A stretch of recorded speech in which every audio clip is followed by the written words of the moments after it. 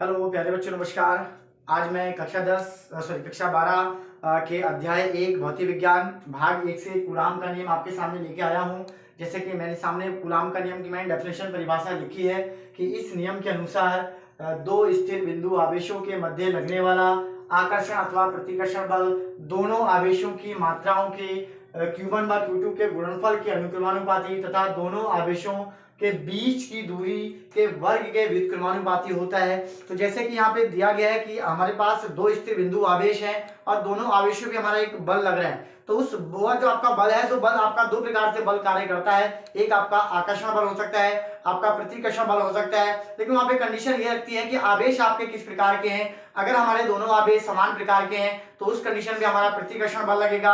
अगर हमारे पास दोनों अलग अलग प्रकार के आवेश हैं, एक आपका प्लस आवेश है, एक आपका माइनस आवेश है, तो वहां पे हमारा आकर्षण बल लगता है। अगर हमारे पास दोनों प्लस प्लस आवेश होंगे तो वहां पे प्रतिकर्षण बल लगता है। तो यहाँ पे हमने लिखा है कि इस नियम के अनुसार दो स्थिर बिंदु आवेश हैं, तो दो स्थिर बिंदु आवेश में हम यहाँ पे ले लेते हैं। यहाँ पे एक बिंदु हमारे पास यहाँ पर है, एक बिंदु हमारे पास यहाँ है। तो यानी कि एक बिंदु हमारे पास ए है जहां पे हमारे पास Q1 आपका आवेश रखा है, और एक बिंदु हमारे पास बी है जहां पे Q2 आवेश रखा है। इन दोनों पे आपका एक बल कार्य करता है। तो जो बल आपका दो रूप में हमें मिलता है, एक आकर्षण बल के रूप में और एक आपका प्रतिकर्षण बल के रूप में। तो जो बल आपका लगता है वो लगता है किसके ऊपर, यानी आपके जो आवेश की मात्राएं हैं Q1 व Q2, इन दोनों आवेशों की मात्राओं के गुणनफल के अनुक्रमानुपाती होता है। तो यहाँ पे हम लिखेंगे जो हमारे पास एक जो बल लगेगा इस पर, जो हमारा F यहाँ बल लगेगा, तो जो बल हमारा लगेगा F, तो वो आपका F होता है अनुक्रमानुपाती Q1 व Q2 के। इसका मतलब है कि अगर हम Q1 व Q2 का मान बढ़ाएंगे तो उसी प्रकार से हमारे पास बल का मान भी बढ़ेगा। अगर हम Q1 व Q2 का मान घटाएंगे तो हमें जाहिर सी बात है इसका पता चलेगा कि बल का मान भी हमें यहाँ से घटेगा। तो अनुक्रमानुपाती का मतलब होता है कि अगर एक चीज बढ़ेगी तो दूसरी चीज भी आपकी बढ़ेगी। इसी प्रकार दूसरा उसने बोला है कि इसके बीच की जो दूरी है, तो यहाँ पे हम जो दूरी मान लेते हैं कि आपके जो दोनों आवेश बिंदुओं के बीच की जो दूरी है वो हमारे पास एक r के रूप में है। तो यहां लिखा गया है कि दोनों आवेशों की मात्राओं के बीच की दूरी के वर्ग के, तो बीच की दूरी के वर्ग के आपका क्या होता है, व्युत्क्रमानुपाती होता है। तो यहाँ पे दूसरी स्थिति में आपका जो बल होता है 1/r²। व्युत्क्रमानुपाती का मतलब आपका r²। तो यहां से r² का मतलब इसका मीनिंग क्या होता है कि अगर हम इसका दूरी अगर हम आधी कर दें, यानी कि दूरी अगर हम कम कर देंगे तो इसका मतलब होता है कि बल वहां पे आपका बढ़ता है। अगर हम बल को बढ़ाएंगे तो दूरी आपकी क्या होगी, कम होगी। अगर दूरी को आप बढ़ाओगे तो बल आपका क्या होगा, कम होगा।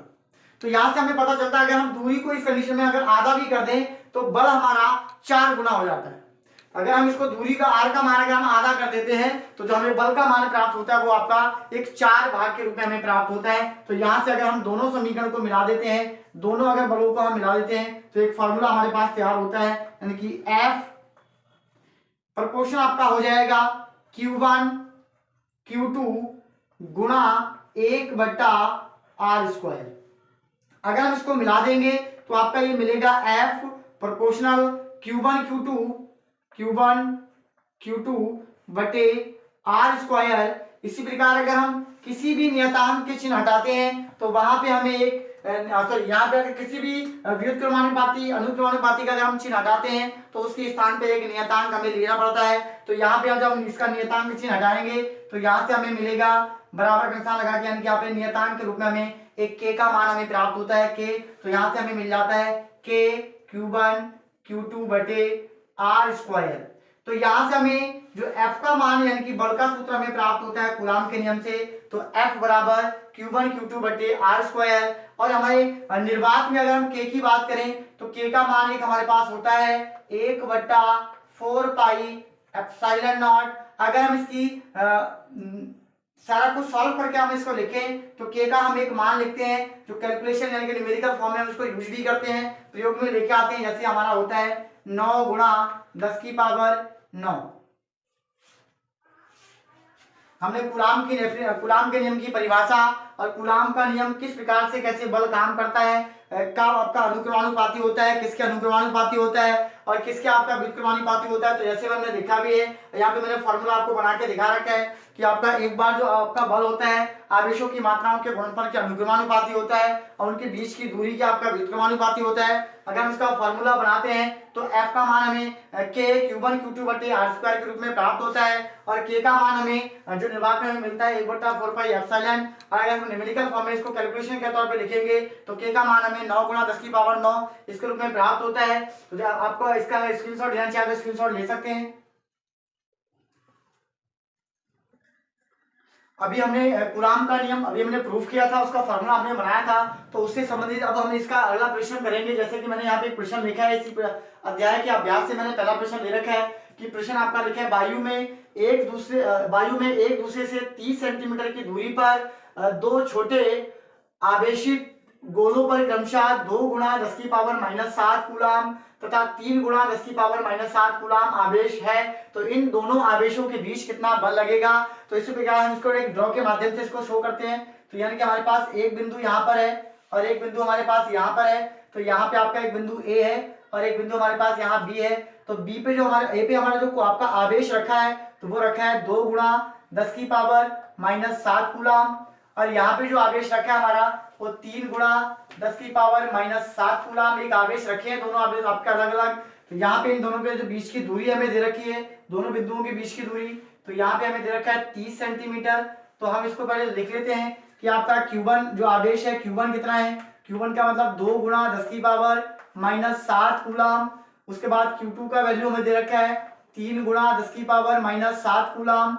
इसके प्रकार हमें दूरी यानी कि R का मान हमें दे रखा है 30 सेंटीमीटर और सेंटीमीटर की दूर आपको वैल्यू को आगे बढ़ाना होता है मीटर में। तो सेंटीमीटर को अगर मीटर में कन्वर्ट करेंगे तो 100 से इसकी भाग कर देंगे।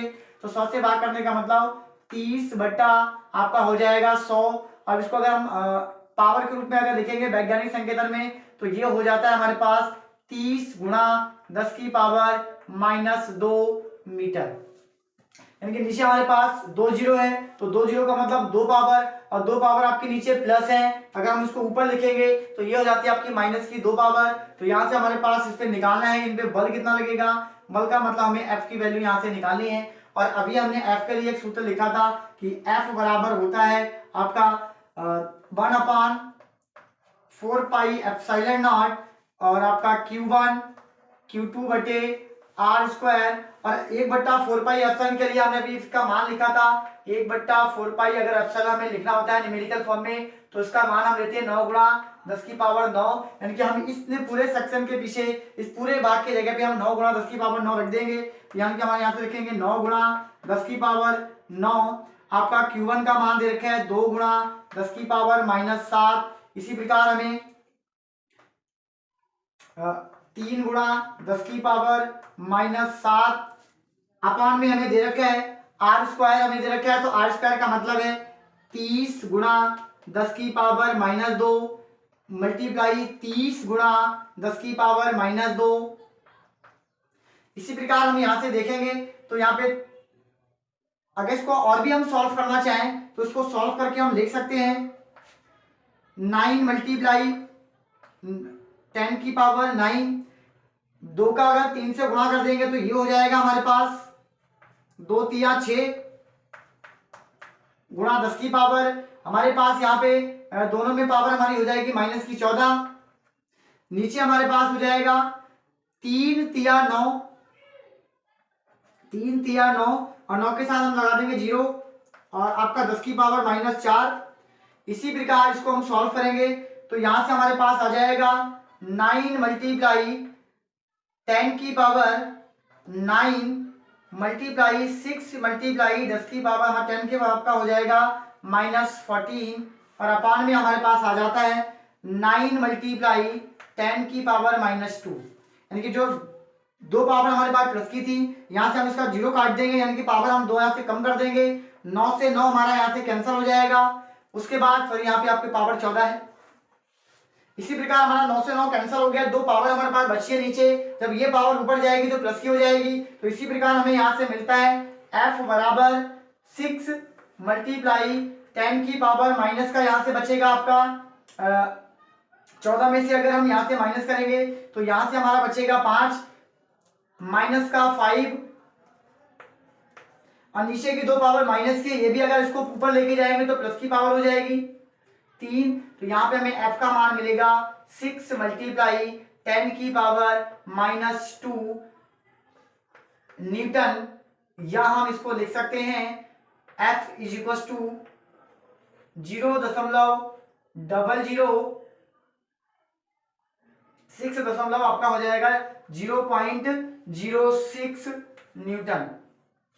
इसी प्रकार हमने कूलाम के नियम से संबंधित उसका फॉर्मूला, उसकी परिभाषा और कूलाम से संबंधित हमने एक उसका अध्याय से अभ्यास से हमने एक प्रश्न को भी हल किया है। इसी प्रकार ध्रुव कोचिंग सेंटर से बने रहें। अगर वीडियो अच्छी लगी हो तो उसको लाइक करें, अपने दोस्तों में शेयर करें और ज़्यादा से ज़्यादा आपका लाइक करें।